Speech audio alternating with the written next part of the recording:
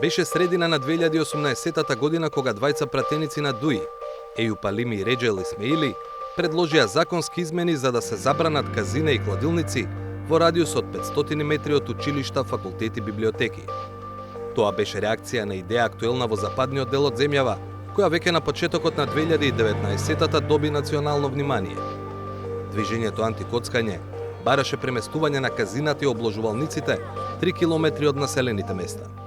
Me këtë front do jemi bashk, sepse mendojmë që i bëjmë një të mirë të gjithë njerëzve, i bëjmë mirë njerëzimit. Po njëherë të apelojmë tek të gjithë ata, të cilët mendojnë që e kanë përfitime nga kjo fushë veprimtari,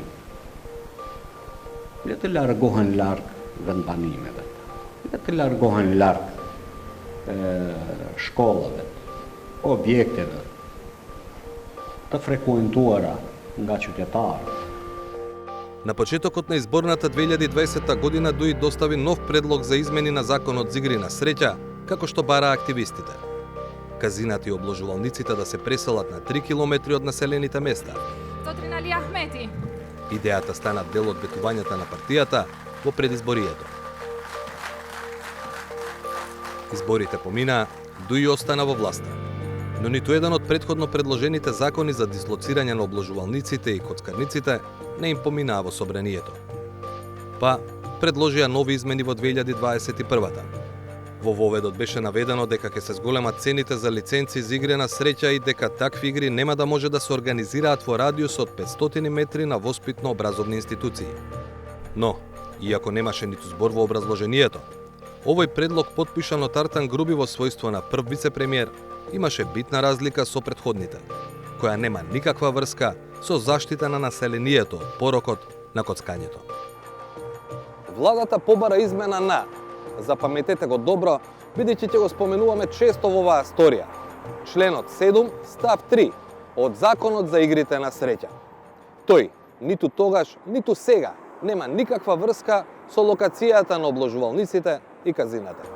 За да се разбере ставот 3, прво треба да го цитираме ставот 2 од членот 7 кој пропишува: лотариските игри на среќа, освен томболата од затворен тип, Република Северна Македонија самостојно ги приредува со основање на трговско друштво за приредување на игрите на среќа во кое Република Северна Македонија е содружник или акционер со најмалку 51% од основната главнина. Потоа, во важниот став 3 се пропишува: електронските интернет игрите на среќа се приредуваат од страна на трговското друштво од ставот 2 на овој член, само или заедно со други приредувачи, при што без оглед на формата на здружување ова трговско друштво треба да има најмалку 51% учество во капиталот и во правото на одлучување во здружувањето. До тој момент, толкувањето на овој дел од законот беше дека може да има само една фирма која ќе приредува електронски или интернет игри на среќа, а во која државна лотарија има најмалку 51% учество во капиталот. Таква фирма беше направена во 2013 година. Приватниот партнер е Казинос Аустрија. Со предложените измени во 2021-та подпишани од Артан Груби како прв вице-премиер, се бараше делот од членот 7, став 3 кој гласеше само или заедно со други приредувачи и кој сугерираше дека само една фирма може да организира електронско интернет обложување, да се смени со самостојно или со основање на трговски друштва со други приредувачи, што е законска основа која овозможува да се формираат повеќе мешовити друштва меѓу државата и приватни фирми за електронско и интернет обложување. Но законот беше блокиран од опозицијата. Па во април 2022 година пратеничката на ДУИ Ирина Ајдари побара автентично толкување на членот 7, став 3 од Законот за игри на среќа. Во него таа ја постави дилемата. Имајќи ја во предвид одредбата став 3 член 7, не е јасно дали истата значи дека трговското друштво за приредување на игри на среќа, во кое Република Северна Македонија е содружник, може да формира и повеќе трговски друштва како форми на здружување. Согласно законската процедура, владата изготви мислење по барање на пратеничката од ДУИ. Тоа мислење е потпишано од Артан Груби како прв вице-премиер и во него се вели: предметната одредба Согласно членот 7, став 3 од законот, значи дека може да се формираат повеќе друштва за овој вид на игри на среќа. Еве како тогаш реагираше ВМРО ДПМН и Алијансата за албанците на обидот да се легализираат нови фирми за електронско и интернет обложување. Може би они да не набедуваат дека правиме некаква блокада, но во меѓувреме они во собрание пробуваат да си протнат закон, што е посебна лотарија, да си направат еден посебен орган каде што дуи ќе биде главен на таа лотарија. Во прашање се милиони евра кои ќе влезат во сметката на функционери или директно на политичката партија ДУИ. Нема друг начин во овој случај осем да се блокира. Па, не помина ниту законот, ниту автентичното толкување. Но и покрај тоа, токму во тие месеци од 2022 година почнува операција за формирање нови фирми. Предлогот доаѓа од лотарија каде председател на управниот одбор е Перперин Бајрами, а владата дава одобрување на седница со која председава првиот вице-премиер Артан Груби. Еве како МВР ги опишува тие настани во минатонеделната кривична пријава.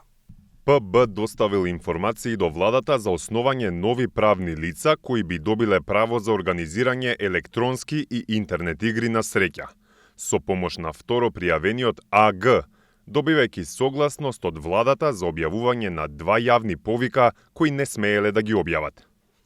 Овој редослед на настаните и досега не беше тајна за тие што го следеа процесот. Еве што кажа лично Артан Груби, кога во февруари годинава беше гостин во 360 степени. Во мислењето на владата, на кое што сте вие подпишани, во врска со барањето на Рина Ајдари за автентично толкување, Министерството за финансии нигде не се спомнува. Тоа е став на владата. И тоа е позитивно во однос на прашањето што го поставува Рина Ајдари, владата со ваш подпис и вели да сега, може... ваш подпис, знаете како, ги ставате во контекст овие работи. Мој подпис стои затоа што јас сум ја водел владата. Така? Не, ставате во контекст тоа, таму имало сигурно 150 одлуки на влада на таа седница. Или 120, 130, 180, зависност. И сега точно на таа, каде што јас сум се погодил, а јас сум водел можеби половина од седниците на владата. Дали може да се гони Артан Груби затоа што учествувал во носење одлука на седница на влада? Деновиве беше прашан и министерот за внатрешни работи Панче Тошковски. Министре, заменик председател на влада не усвојува информација. Информациите се усвојуваат со мнозинство гласови од сите членови на владата во ситуација доколку гласањето е нерешено, за донесена се смета одлуката за која што гласал премиерот. Ова стои во вашата кривична пријава. Може едно логично прашање да поставам вака само на себе ќе си го поставам. Поставете на себе подговорот. Зошто, ако е така, ако теоријата на Министерството за внатрешни работи е погрешна и теоријата на јавниот обвинител кој што решил да отвори истрага е погрешна, имаме двајца бегалци од правда. И откако владата одобрила, а потоа и се формираа нови друштва за електронско интернет обложување. Во 2023 година владата предлага нови измени на Законот за игри на среќа, каде повторно го има новиот текст за членот 7, став 3. Овој пат со европско знаменце, за да не може да ги блокира опозицијата. Поминаа во собрание, но не ги потпиша председателот Стево Пендаровски. Артан Груби во февруари годинава остана на тврдењето дека ништо од тоа не служило за законски да се покријат претходно донесени спорни одлуки. Дали законот во членот 7 став 3 ви го дозволувал тоа? Согласно ставот на Министерство за финансии, согласно ставот на законодавство, согласно ставот на управниот одбор, согласно ставот на надзорниот одбор, согласно одлуката на владата, да. Ама немате автентично толкување донесено од собранието. Автентичното толкување. Автентично толкување. Па зошто е иницирано? Зошто е барано? Затоа што го блокираше ставот, затоа што го блокираше законот ВМРО ДПМН. Добро, да. И не е донесен ни закон, ниту освоено автентично толкување, а вие влегувате во процедура врз основа на членот 7 став 3 да ги формирате тие нови трговски друштва. Ја го знам ставот на ВМРО ДПМН и знам на што вие мислите дека законот се носи за озаконување на тие одлуки кои што биле донесени на влада, што е апсолутно неточно. Но во случајот отворен минатата недела, и МВР и обвинителството застанаа зад ставот дека отворањето нови друштва не било законски. Утре може ли некој да им ги спори лиценците и формирањето на трговските друштва, новие 4 трговски друштва за кои што зборуваме, а се формирани по 2022 година? Согласно одлуката на владата не може, а знам дека ги спорат и дека има процес, така да ќе ги оставиме судовите да одлучат. Колкава би било штетата за државата? Не знам. Не знам, не е мој ресор. Не е моја работа во владата тоа. Лиценците на новоотворените фирми веќе им се одземени. Но, интересно, на целата постапка за кривично гонење на Артен Груби и останатите претходи ново автентично толкување на членот 7 став 3 од Законот за игри на среќа. Го иницираа 6 пратеници од новото владеачко мнозинство на 18 јули 2024 година. Владата, со подпис на Христијан Мицкоски, даде мислење спротивно од она во времето на Артан Груби и на крај собранието го усвојува ставот дека Одредбата од ставот 3 на членот 7 од законот треба да се толкува така што приредувањето на електронските и интернет игри на среќа може да се врши само од едно трговско друштво предвидено во ставот 2 на овој член. Зошто е било потребно вакво автентично толкување на новата власт? Веројатно затоа што и ним не им бил до крај јасен ставот 3 од членот 7 од Законот за игрите на среќа. Дали сето ова оди во прилог или на штета на Артан Груби, ќе се покаже низ истрагата и потенцијалниот судски процес.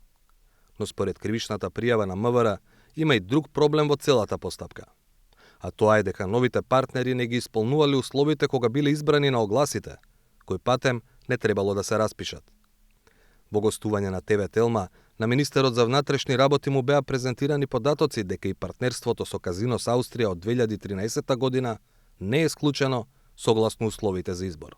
Министр, лиценца нема ниту државната компанија, ниту Казинос Австрија, кога станала партнер на државна видеолотарија, ниту пак можела да ја добие, бидејќи најмалиот влог, основен влог, што можела да го има е 40.000 евра, најголемиот е 2,5 милиони евра за да на било каков начин да има регистрирана фирма во Македонија, а потоа да стане партнер на државна лотарија.